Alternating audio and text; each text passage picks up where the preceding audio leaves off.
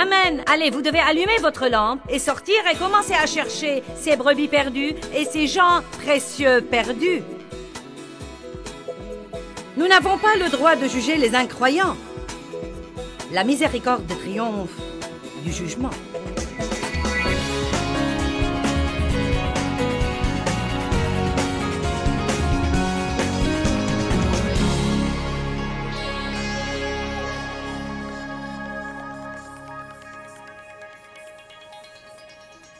Je veux vous parler ce soir de laisser luire votre lumière. Jean 12, 35. Jésus leur dit, « La lumière est encore pour un peu de temps au milieu de vous. Marchez pendant que vous avez la lumière. Continuez à vivre dans la lumière, afin que les ténèbres ne vous surprennent pas et ne s'emparent pas de vous. » Guerre spirituelle. Il dit, marchez dans la lumière, afin que les ténèbres qui vous entourent ne vous surprennent pas. Elles ne peuvent pas vous submerger. Pourquoi? Parce que la lumière est plus forte, et plus grande, et plus puissante que l'obscurité. Vous avez tout ce qu'il faut. Vous n'êtes pas obligé de vous inquiéter de ce que le monde fait, de ce que le diable fait, de ce que le gouvernement fait. Vous avez tout ce qu'il faut. Amen? Mais cela ne nous dispense pas d'assumer notre responsabilité ou de jouer notre rôle. Mais notre gouvernement n'aurait pas été dans cette situation si nous n'avions pas éteint nos lumières. Vous savez, il y a tant de grossièreté à la télé et dans les films. C'est triste que l'on ne puisse même pas trouver un film décent à regarder. Et j'ai appris que même s'il y a un film classé tout public que vous voulez voir ou tout public avec accord parental que vous trouvez décent, ils ont maintenant la permission de passer les bandes annonces des prochains films qu'ils diffusent avant le film que vous allez voir, sans avoir besoin de classer ces bandes. Ils peuvent diffuser tout ce qu'ils veulent diffuser. Donc maintenant, vous ne serez même pas capable de prendre vos enfants voir un dessin animé décent car vous ne savez pas d'avance ce qu'ils pourraient voir. Eh bien, si seulement ils pouvaient faire quelque chose là-dessus. Savez-vous qu'il y avait à une certaine époque de notre histoire un comité de chrétiens qui visionnait tous les films avant de les diffuser? Et s'ils disaient que quelque chose devait être coupé, on le coupait. Mais ils ont abandonné. Ils ne voulaient plus faire ce travail. À cette époque-là, les producteurs de cinéma leur ont demandé de rester dans ce comité, mais ils ne voulaient plus faire ça. Et maintenant, qu'est-ce qui est arrivé? La lumière s'est éteinte. Le gouvernement a besoin de chrétiens. Tout le monde ne doit pas travailler dans le ministère. Nous croyons que nous devons tous travailler dans le ministère. Pas besoin de travailler dans le ministère. Allez au monde. Vous devez être dans le marché. Vous devez être dans les différentes industries. Mais vous ne devez pas agir comme le reste du monde. Vous avez un travail à faire tous les jours. Vous devez sortir tous les jours et être un espion pour Dieu. Prêt à laisser luire votre lumière. La Bible dit que par amour, nous devons nous servir l'un l'autre. Mais cette question de service, oh, c'est beau de théoriser là-dessus. Mais le service peut devenir compliqué, car quand vous servez les autres, vous devez les côtoyer. Et croyez-moi, la plupart des problèmes que j'ai eus dans les 15 dernières années étaient des problèmes de gens. J'aimerais bien que les gens soient meilleurs. Amen?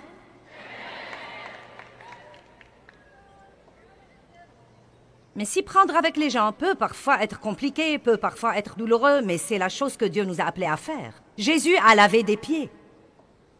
C'est une affaire complexe que de laver les pieds. Complexe, complexe, complexe. Mais après avoir parlé de l'importance de laver les pieds dans Jean chapitre 13, verset 17, Jésus dit, « Si vous savez ces choses, vous êtes bien heureux si vous les pratiquez. » Que signifie laver les pieds? Ça signifie 1000 petites choses. N'importe qui ici peut devenir un laveur ouin de pieds. Ce pourrait être un sourire, ce pourrait être écouté. Ce pourrait même être un mot aimable de correction que vous dites à quelqu'un alors que vous auriez pu ne pas le dire et l'oublier. Mais vous savez que Dieu vous demande de partager quelque chose avec quelqu'un qui pourrait être douloureux au début, mais qui l'aidera par après. Nous avons différentes relations. Nous avons des relations avec des gens qui sont comme nous et des relations avec des gens différents de nous. Et malheureusement, les chrétiens n'excellent pas dans les relations avec les gens différents d'eux. J'étais une vraie pharisienne dans le temps. Non, mais une croyante extrêmement pharisienne. Et je dois avouer que cela surgit encore de temps en temps, et ça m'écœure. Mais je me réjouis quand Dieu me le montre pour que je puisse le surmonter. Le pasteur Paul Scanlon, qui va prêcher le matin, était avec nous à Branson. Vous savez, à la ville chrétienne, à Branson. En fait, il n'avait jamais rien vu de pareil. Ça l'a plutôt effrayé. Nous l'avions accueilli pour enseigner sur le leadership. Et nous sommes allés à l'un des exposés un soir, et quand ils ont changé d'équipe, tout le monde s'est retrouvé au milieu du vestibule, et ils ont prié. Et Paul m'a dit, quel genre d'endroit est celui-là? Que font les perdus ici?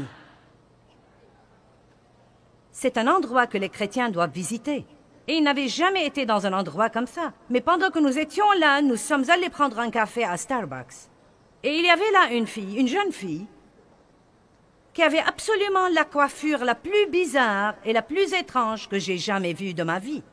Et j'avais vu des trucs bien bizarres, mais la tête de cette fille était rasée à part une bande de cheveux au milieu. Et la bande de cheveux était noire, blanche, rouge et bleue. Et elle avait des piercings partout où l'on peut potentiellement avoir des piercings. Eh bien, je me suis sentie si gênée. Et je pouvais sentir mes murs s'élever. Je ne savais que lui dire. Vous savez...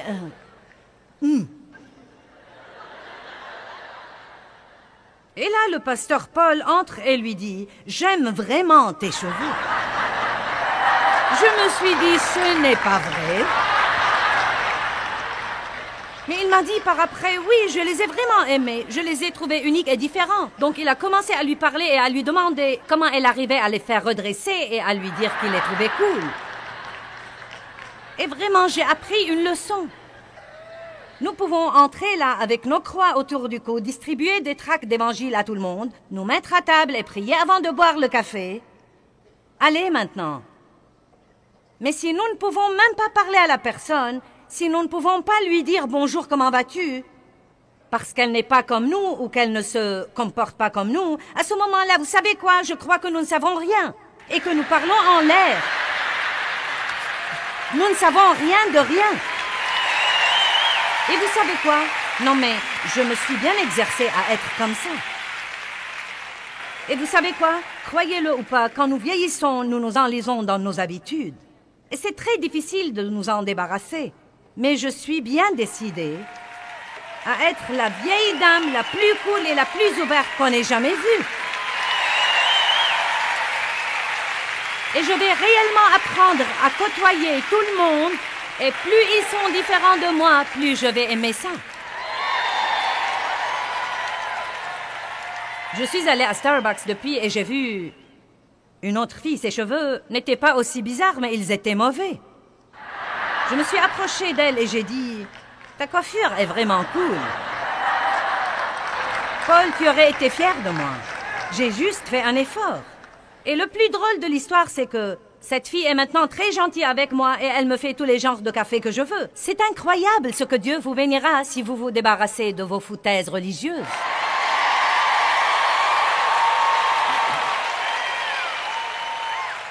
Puis Chris Kane et moi avons eu un incident que je dois vous raconter. C'est à propos d'une employée qui jure. Nous étions toutes les deux à Phoenix et nous faisions des courses et nous sommes entrés dans un magasin et Chris est une vraie évangéliste. Et elle a commencé à parler à la fille quelque chose sur Dieu. Et là, la fille a découvert que nous étions des ministres. Et donc, elle a dit quelque chose à la fille. Je ne me souviens pas du tout les détails. Vous savez, as-tu une relation avec Dieu? Et la fille a dit, je suis spirituelle. Eh bien, ça m'effraie sur le champ que quelqu'un dise qu'il est spirituel, car vous savez ce que cela veut dire. Il flotte là-haut quelque part et il croit des tas de trucs et personne ne sait vraiment ce qu'il croit. Mais vraiment, cela veut dire beaucoup de fois que ces gens-là essayent de trouver la vérité. Ils essayent de trouver leur chemin dans le désordre présent. Et ils n'ont pas encore vu l'amour de Dieu comme ils devaient le voir. Et j'ai remarqué que cette employée, elle gère un magasin de lunettes de soleil et j'essayais d'ajuster les verres de mes lunettes. Mince alors, elle jurait vraiment tout le temps. Je me suis dit, eh bien, quel manque de professionnalisme. Et Chris lui parlait et cette question de juron me préoccupait.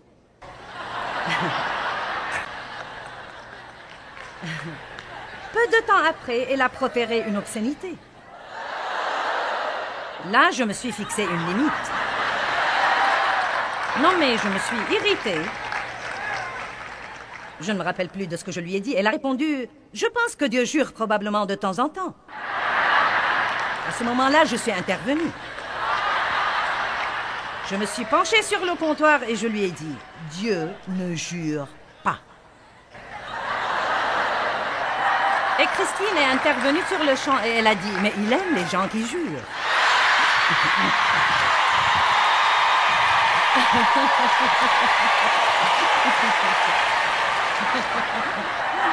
Maintenant, vous voyez, voici ce que je n'avais pas compris. J'essayais de nettoyer le poisson et nous ne l'avions pas encore attrapé.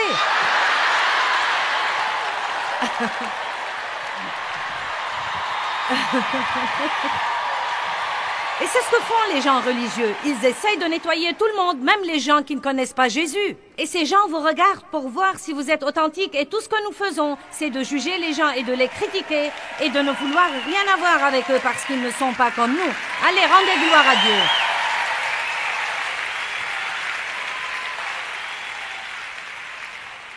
Corinthiens 5.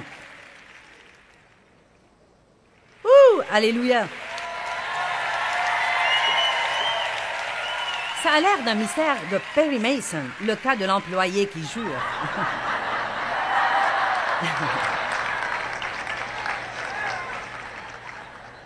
Vous dites, qui est Perry Mason? Eh bien, c'est l'un des... C'est le genre de truc que je regarde parfois juste pour regarder quelque chose de propre. 1 Corinthiens 5, 9. Je veux que vous compreniez ceci et je pourrai le prêcher à genoux. Je vous ai écrit dans ma lettre précédente, dit Paul, de ne pas avoir des relations étroites et habituelles avec les fornicateurs et les impies. Vous vous dites, j'en étais sûr. Non pas, bien sûr, d'une manière absolue avec les impudiques de ce monde, ou avec les cupides et les ravisseurs, ou avec les idolâtres. Autrement, il vous faudrait sortir entièrement de la société humaine et du monde.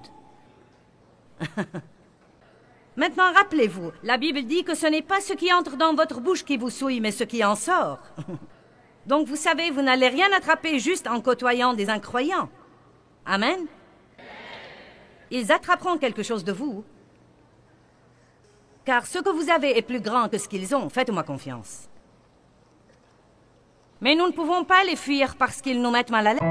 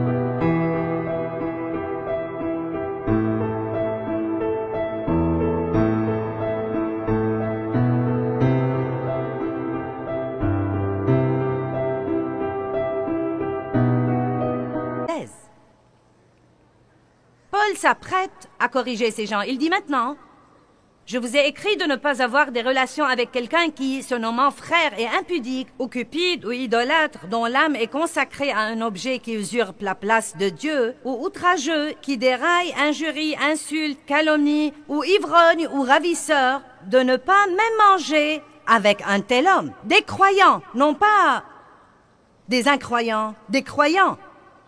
des incroyants. Peut-être que nous aurons du mal à trouver quelqu'un avec qui manger.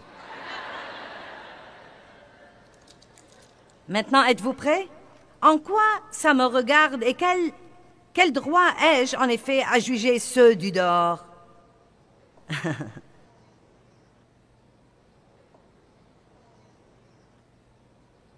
Ne vous fâchez pas contre eux parce qu'ils ne croient pas ce que vous croyez. Ils n'ont jamais dit qu'ils croyaient ce que vous croyez.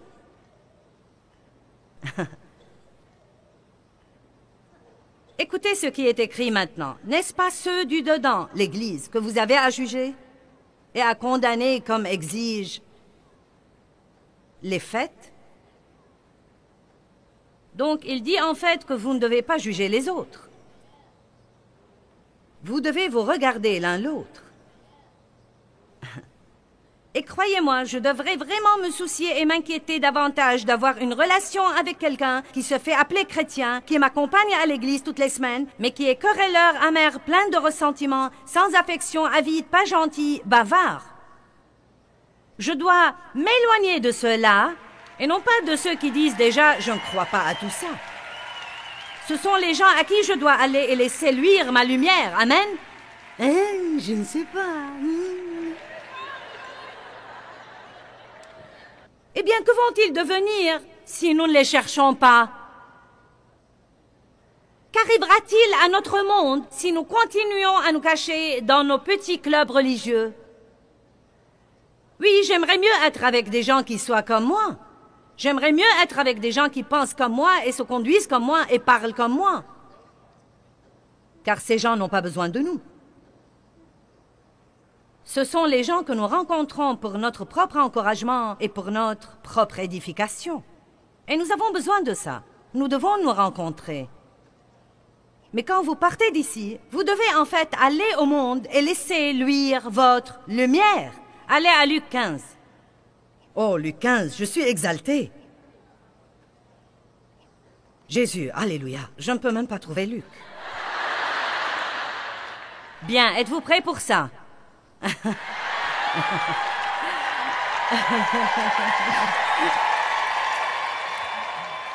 Luc 15, 1.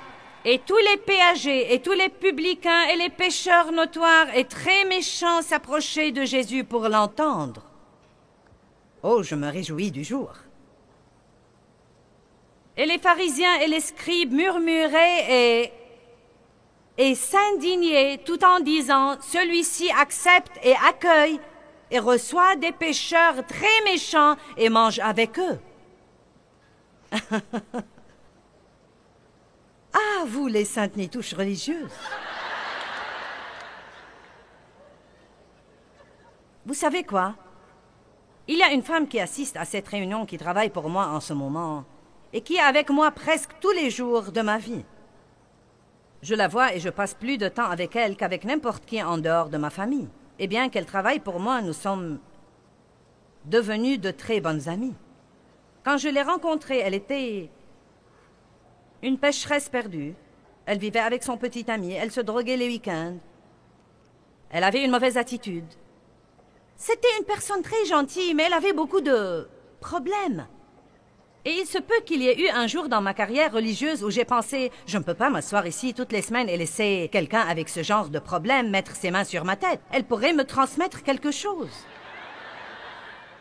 Mais je suis maintenant plus apte à juger car ce que j'ai est plus grand que ce qu'elle avait. Pour 3 ans, je m'asseyais sur la chaise de son salon de beauté 2 et parfois 3 fois par semaine. Et je l'ai vraiment aimée. J'étais gentille avec elle. Je lui faisais des cadeaux. Maintenant, je ne me suis pas liée d'une amitié profonde, intime, personnelle avec elle. Et la Bible nous dit de ne pas nous mettre sous un joug mal assorti avec les incroyants. Et je crois que cela veut dire ne pas se mettre à les fréquenter de façon intime, personnelle, complexe et leur ouvrir tout notre cœur. Mais ne pas essayer de les fuir non plus. Nous ne devons ni fuir ni nous conformer. Nous devons trouver l'équilibre d'être là où nous devons être et pourtant prendre la force dont nous avons besoin quand nous en avons besoin pour faire le travail que Dieu nous a appelés à faire.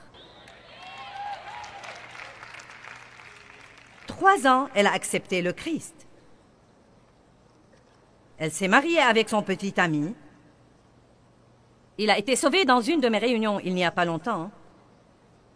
Ils vont tous les deux à une merveilleuse église locale dans la ville. Leur fils apprend maintenant la parole de Dieu, la parole de Dieu, la parole de Dieu, la parole de Dieu, la parole de Dieu. Et c'est incroyable ce qui arrive si nous sommes patients avec les gens qui ne sont pas comme nous et qui nous mettent mal à l'aise. Qui dit que nous devons être à l'aise tout le temps partout où que nous allions? Quand je côtoie des pécheurs, je me sens parfois gênée dans mon esprit. Les choses qu'ils font me chagrinent dans mon esprit. Mais Jésus est venu pour les malades, pas les bien portants. Est-ce que quelqu'un sait de quoi je parle? Ne transigez pas, mais ne les fuyez pas non plus. Allez au monde et luisez. Le meilleur moyen, j'avais Andy Stanley dans mon programme la semaine passée, et j'ai fait un peu de télé avec lui.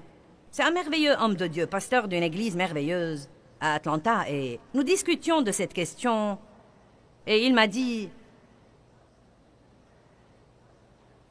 si seulement nous sortions de nos murs d'église et que nous commencions vraiment à servir le monde, il ne pourrait pas nous critiquer.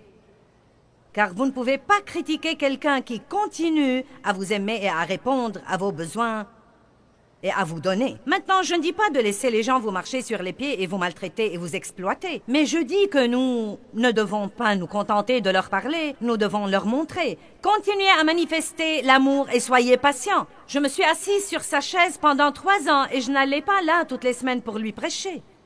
En fait, je lui parlais rarement de Dieu et de son amour. Et un jour, je lui ai dit finalement, dis-moi, qu'est-ce que ça te fait de vivre avec ton petit ami? Parce qu'elle avait soulevé la question et elle essayait de trouver des excuses. Qu'est-ce que ça te fait de vivre avec ton petit ami? Elle a baissé la tête et m'a dit, je sais que c'est mauvais. Et pourquoi tu ne fais pas quelque chose? Eh bien, mon ex-mari me maltraitait et il me battait et je ne ferai plus jamais confiance à un homme. Nanana. C'est devenu donc mon projet. Nous avons travaillé là-dessus pendant quelque temps. C'est incroyable ce que nous ratons parfois dans les relations parce que nous ne sommes pas patients avec les gens. Luc 15, vous devez vraiment l'étudier et l'étudier et l'étudier et l'étudier. Je n'ai pas le temps pour lui rendre justice. À ce moment-là, il dit, après avoir dit que Jésus a mangé avec les pécheurs, que vous ensemble, si un homme a 100 brebis et l'une d'elles s'égare, ne laisse-t-il pas les 99 pour aller chercher celle qui s'est égarée?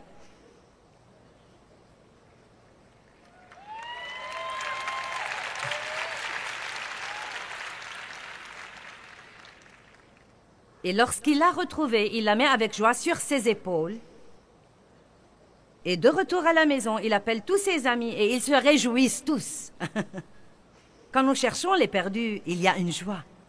Puis il raconte une autre histoire à partir du verset 8. Ou quelle femme, si elle a 10 drachmes d'argent, chacune valant le salaire d'un jour, et qu'elle en perde une, n'allume une lampe, ne balaye la maison, et ne cherche avec soin jusqu'à ce qu'elle retrouve sa pièce d'argent. Allez, vous devez allumer votre lampe et sortir et commencer à chercher ces brebis perdues et ces gens précieux perdus. Nous n'avons pas le droit de juger les incroyants. La miséricorde triomphe du jugement. Je ne sais pas ce que vous pensez de l'amour, mais l'amour pour moi est devenu ma façon de traiter les gens, toutes sortes de gens, et ma façon d'aider les gens. Et là encore, je dois vous dire que vous devez le faire exprès. Vous devez vraiment le faire exprès. Et dans Job chapitre 29, Job parle de certaines des choses qu'il a faites. Il a nourri les pauvres, il a vêtu les nus. Et il y a là un petit verset qui m'a changé la vie. Il dit « Et j'examinais la cause de celui qui m'était inconnu ». Littéralement, si je peux vous le simplifier, Job dit en fait dans le chapitre 29, « Je vais aider quelqu'un. Et si je ne vois personne autour de moi à aider, je vais aller chercher. Je vais trouver quelqu'un et l'aider, car je ne vais pas rester là à ne rien faire, pendant qu'il y a des gens dans le besoin dans le monde. Je dois faire quelque chose, car je ne vais pas laisser le diable prendre le dessus. Je vais rester agressif, ardent, enthousiasmé. Il est temps de commencer une révolution d'amour. Amen. Allez, levez-vous.